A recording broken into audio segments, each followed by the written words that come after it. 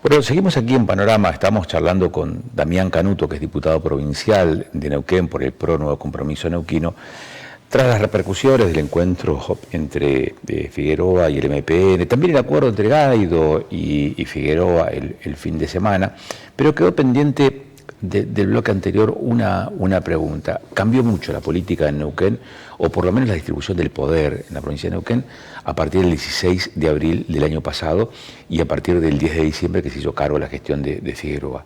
Pero al mismo tiempo también cambió la política a nivel nacional.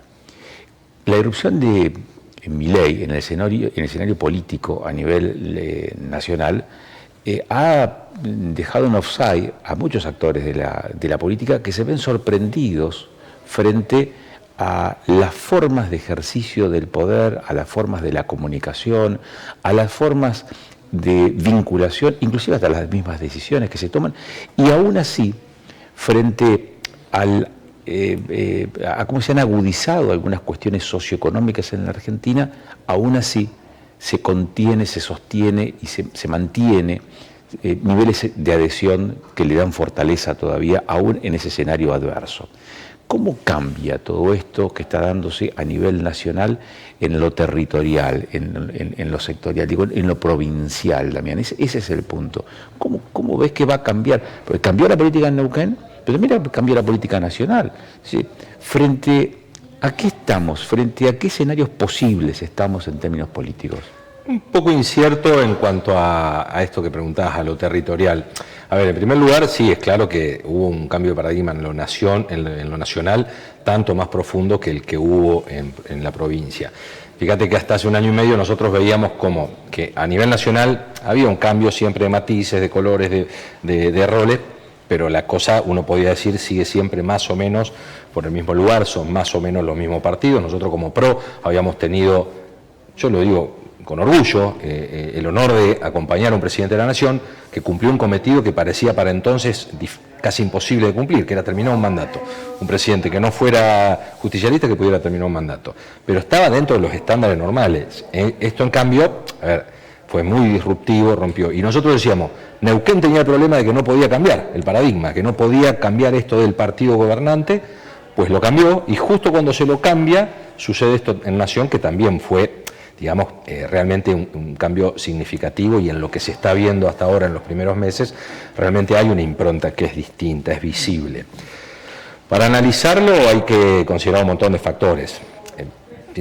Detenernos un poco en el por qué se llega, bueno, cada uno tendrá su opinión, algunos se proyectarán 20 años atrás de por qué se llega a un Milei presidente en 2023, otros se irán a menos tiempo, a que si la causa está en los 8 años o en los 4...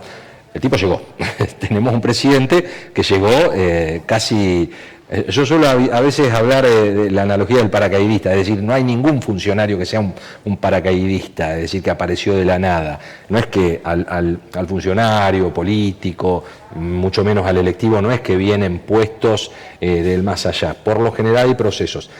Ahora, en el caso de Milei, casi que uno podría decir que la analogía no está muy lejos, es decir, llega a un lugar donde menos se esperaba, desembarca en la presidencia de la Nación nada menos desde donde menos se esperaba, sin estructuras partidarias, sin estructuras territoriales, y en esto intento llegar a lo que me preguntas, decís, ¿y cómo incide en lo territorial, por ejemplo, de Neuquén? Pues bueno, para mí está todo por verse. Te digo porque quién se apoyará fielmente. Está todo por verse, pero el año que viene hay elecciones para renovar, por ejemplo, la representación en el Senado de la Nación y también 3 bancas en la Cámara de Diputados.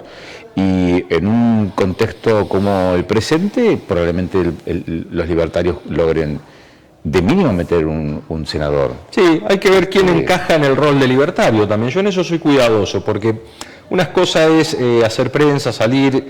Sin duda hay figuras que ya están claramente identificadas con la línea directa del presidente, sin duda, incluso por principios, porque siempre han estado claramente, cómodamente en esas ideas. Una de ellas es la de Nadia, que está claramente identificada con el presidente de la Nación, y como diputada está bien que así sea, porque creo que ocupó ese rol incluso electoralmente. Después hay muchas otras figuras que empiezan a aparecer como afines, pero que uno no tiene muy en claro si están. Y hay otras figuras que quizás aparecen como no afines, pero que eventualmente pueden tener coincidencias. Con esto que digo, está por verse qué va a pasar a nivel nacional, cómo van a jugar los distintos actores. los que están dentro de un sector, llamémosle afín. Ahí nosotros tenemos una cuestión, y es que la realidad es que el PRO es un partido, digamos, etiquetado, catalogado como de centro derecha. Yo creo que son consideraciones, a veces etiquetamientos arbitrarios, pero digamos de centro derecha, con lo cual uno podría decir es afín al presidente, con lo cual uno podría suponer que va a haber un alineamiento. Bueno, no lo sé, la verdad que hoy no lo sé si eso va a ser así, si es que va a haber un alineamiento vertical. Uno podría inferir de la interno, esta fractura de la que se habla a nivel nacional, que no es tan así, que hay líneas que se muestran como muy verticales con el gobierno y hay otras que no. A mí, por ejemplo, no me preocupa, no me apura una definición. Yo creo que me parece que todavía hay mucho camino por desandar hasta llegar a la elección. Soy de los que piensan que la política no puede ser todo el tiempo un proyecto electoral. Nosotros tenemos el enorme y difícil mandato de gestionar hoy en día, con lo cual, si bien todos los armados y las presentaciones son positivas, porque habla de presentación de fortalezas políticas, a veces hay que ir transitando, desandando el camino y viendo cómo van decantando las circunstancias. No sé cuál va a ser la suerte del gobierno nacional, yo deseo la mejor para el gobierno nacional, yo soy uno de los que piensan que necesitamos un gobierno nacional que haga una buena gestión. No me alineo con la gente que cree que atacándolo o detrayendo vamos a obtener algún beneficio. Ya el país tiene demasiadas dificultades, demasiados problemas como para pretender agudizarlo por una cuestión meramente de proyecto electoral. Yo deseo que al presidente le vaya bien en todo lo que de mí dependa, puede ser poquito, pero yo haría lo que fuera necesario para que al presidente le vaya bien, como deseo también que nos vaya bien a nosotros como gestión provincial. ¿Y cuál es porque te identificas con la gestión provincial? Como gestión provincial van a querer tener también esa representación mayoritaria en la Cámara, por lo menos de las bancas que están hoy en juego en estas elecciones que se avecinan. Una representación legislativa que hace que, por ejemplo, el propio Figueroa diga, no, yo no tengo diputados en la... Es que es verdad, y por eso trabaja para eso, y creo que en esa línea... Tampoco senadores, ¿no? Bueno, por eso lo ha planteado. Ahí es donde creo que está bien que empiece a demostrar fortalezas o empiece a demostrar afinidades. Yo creo que está bien, me parece que es positivo. Eso también ha quedado un poco en el olvido, o sea, se ha naturalizado, pareciera ser que los representantes del pueblo de Neuquén no tienen, o peor, en el caso de los senadores, no tienen ninguna línea con el gobernador de la provincia. En la estructura histórica constitucional nuestra, los senadores son representantes del Estado provincial. Con lo cual, en el formato anterior a la reforma constitucional, esto era más claro, porque era, digamos, había una línea de representación directa y casi diría de pseudodependencia. Eso cuando se modifica, se elimina el colegio electoral, se modifica porque pasan a ser elegidos de manera directa, con lo cual uno podría decir, el voto popular lo puso, no tiene ningún tipo de compromiso con el gobernador de la provincia. Pero el gobernador de la provincia es el representante del Estado provincial, justamente, y los senadores también. Entonces ahí me parece que es natural y está bien que haya una necesidad de comunicación constante, aun cuando pueda haber senadores que llegan a la banca desde posiciones quizá diametralmente opuestas partidaria o ideológicamente a la del gobernador. Pero lo que no puede aceptarse es que un senador sea un enemigo del gobernador o que sea un adversario acérrimo. ¿Por qué? Porque está representando en el Senado al Estado provincial, con lo cual me parece que la aspiración es natural que exista de parte del gobernador de decir, che, yo prefiero que haya tipos que me van a atender el teléfono, que me van a responder, que van a entender que si yo digo tal cosa es porque creo en mi convicción de administrador del Estado que esto es lo que más le conviene al pueblo de la provincia de Neuquén. Entonces, es un sano juego de articulación de roles y de funciones y por lo tanto está bien que el gobernador aspire, en este caso, a tener esa representación. Como también está bien que cada uno de aquellos espacios que consideran que pueden aspirar a esos lugares de representación, bueno, así lo hagan y den su participación y su juego, ¿no es cierto? Damián, muchas gracias por estos minutos. A vos, Agustín. Ha sido un gusto charlar contigo. Igualmente. Damián Canuto es diputado provincial del PRO Nuevo Compromiso Neuquino. Las repercusiones, los movimientos en el tablero político de la provincia de Neuquén. Vamos a charlar en este último segmento de Panorama con el intendente de Añelo, porque en el plano gremial hubo un enfrentamiento en las últimas horas entre dos facciones de un sindicato, como es el caso de la UOCRA, la Unión Obrera de la Construcción de la República Argentina, y dos dirigentes, dos referentes del sector, Cárcar y Levi, que cuando, si bien es cierto, uno es general y otro es adjunto al mismo sindicato, la verdad es que no es la misma conducción, no comparten procederes, no comparten objetivos, tienen enfrentamientos. Y hubo en el yacimiento, creo que es Área Barrosa, hubo allí una confrontación, incluso ameritó la participación de la policía o la intervención policial para poder calmar los ánimos. Está, como te decíamos, Fernando Banderet, que es el intendente de Añelo, con nosotros al teléfono, o no, por Zoom. Fernando, ¿cómo le va? Muy buenas noches. Agustín Amado lo saluda. ¿Qué dice usted? ¿Cómo está? Hola, buenas noches, Agustín. Muy bien. ¿Ustedes cómo están? Bien. Sorprendidos porque el sindicato de la construcción, que también tiene su participación, digamos, en todo lo que es la industria petrolera, y en un lugar como es Vaca Muerta, presenta, digamos, este tipo de confrontaciones por espacios de representación, por puestos de trabajo, pero lo hacen a los tiros. ¿Qué visión tiene usted respecto de lo que está pasando por estas horas? Mira, hoy acompañé a Juan Carlos y a toda la familia trabajadora de la UOCRA en una asamblea informativa que se realizó sobre la ruta provincial 7 y 17 en Añelo, más que nada en repudio a los hechos de violencia que se alcanzaron, ¿no? En lo que sucedió en Sierra Barrosa. Este atropello nosotros no lo podemos seguir permitiendo que siga sucediendo, porque realmente son familias que están trabajando y que se están ganando su plato de comida dignamente todos los días, y no podemos seguir permitiendo que este avasallo de situaciones sigan perjudicando a toda la sociedad. Cuando dicen no podemos seguir permitiendo, ¿qué es lo que tiene en mente, Fernando?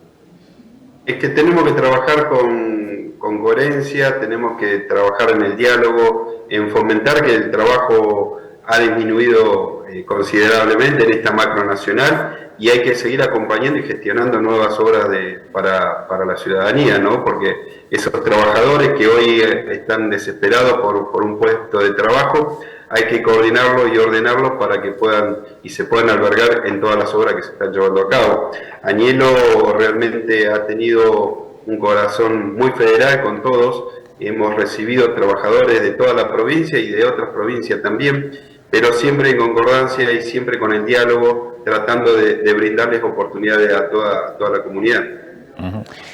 Como resultado de esa asamblea a la que hacía referencia recién, en la ruta 7 y 17, ¿cuál es la síntesis de eso, Fernando? Fomentar la falta de seguridad y que haga un ordenamiento en lo gremial, acompañar a Juan Carlos en esta postura de ser federales y brindarles oportunidad a todos, ¿sí? Añelo siempre, como te digo, ha sido muy federal. Hemos participado y ha llegado ciudadanos que vienen a trabajar de otras localidades, y siempre abierto y hermanadamente podemos trabajar en forma conjunta. Lo que hay que brindarle es la seguridad en los yacimientos para que los trabajadores puedan desarrollar sus actividades con normalidad. Desde la estructura municipal, ¿se puede interceder para que estas decisiones no solamente sean un territorio de disputa de los gremios, sino que también el Estado municipal pueda articular, intervenir, organizar? Podemos articular esto en forma conjunta con el gobierno de la provincia, a través del Ministerio de Trabajo, poder aclarar y clarificar la situación. Entonces, que haya diálogo, que haya comunicación es muy importante para todos. ¿Van a pedir algún tipo de intervención judicial, digo, por esto? ¿O cómo se...? Sí, seguramente ya están encaminados y estamos esperando la respuesta. Está.